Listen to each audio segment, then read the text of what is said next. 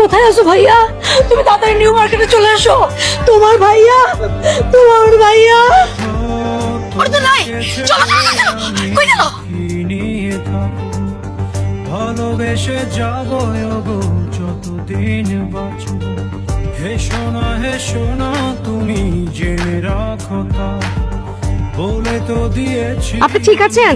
হ্যাঁ পরি, ঠিক আছেন আপনি? হ্যাঁ আমি ঠিক আছি। তোমাকে দেখার পর আমি একদম সুস্থ হয়ে গেছি। কাপুরি, তোমার নাম কি? পুষ্প। বাহ কি সুন্দর নাম। তোমাদের বাসা কোথায়? জেলা হলুদ মসজিদের পাশে আমাদের বাসা। হ্যাঁ, রাকিব হোসেনের নাম বললেই যে কেউ চিনবে। আমার বাবা অনেক ফেমাস। ঠিক আছে আমি আসবো কিন্তু। ভালোবেসে যাবো আসসালামু আলাইকুম। ওয়ালাইকুম আসসালাম। আপনারা? আমরা এদিক দিয়ে যাচ্ছিলাম, ভাবলাম যে আপনাদের সঙ্গে পরিচিত হয়ে যাই। মানে? মানে আপনি রাকিব সাহেব তো? হ্যাঁ। আমি জিসানের আম্মা। কোন জিসান? জিসান আমার ছেলে, সুন্দর ছেলে। আমি আপনাদেরকে এখনো চিনতে পারি নাই।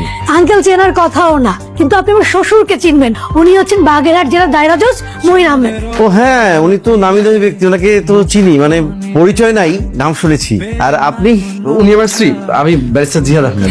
হ্যাঁ আমার হাজবেন্ড। ও আচ্ছা। আসলে আপনি তো আমাদেরকে চেনেন না, সেই জন্যই তো পরিচিত হতে এলাম। কিছু মনে করবেন না, পরিচয় পর্বটা আমরা ভেতরেই সারি। ভেতরে আসবেন? আপা হচ্ছে আমার আপন খালাতো বোন। আজকে হঠাৎ করে ফোন করে বললো আপনাদের বাসায় আসবে। আচ্ছা আমি আমি আমি একটু প্লিজ একটু ক্লিয়ার করবেন আমাকে একটু ব্যাপারটা আসলে। জি, আমিও ক্লিয়ার করে বলতে চাচ্ছি, কারণ জিলিপির মতো পেঁচাপিচি করে কথা বলার অভ্যাস আমার একদম নাই। মা একদমই কিন্তু ভাবে পেঁচায় কথা বলতে পারে না। আমি আপনাদের মেয়েকে জিসানের বউ করে নিতে চাই। আয়, আপনার কি মাথা খারাপ হয়ে গেছে? আমি মাত্র ক্লাস 9-এ পড়ি আর আমি এখন বিয়ে করব না। ইনফ্যাক্ট আমি কখনোই বিয়ে করব। আই হেট বয়স। এই বোকামে, তোমার কথা বলছি নাকি? পুষ্প ছিল, পুষ্প কথা বলছি। তুই কি চিনিস তাদেরকে আগে থেকে? হ্যাঁ, উনি তো রাস্তায় অজ্ঞান হয়ে গিয়েছিল, পরে আমি ওনাকে হেল্প করছি।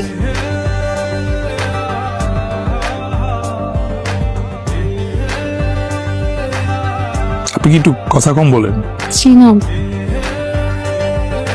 আমার আপনার সাথে একটু ইম্পর্টেন্ট কথা আছে।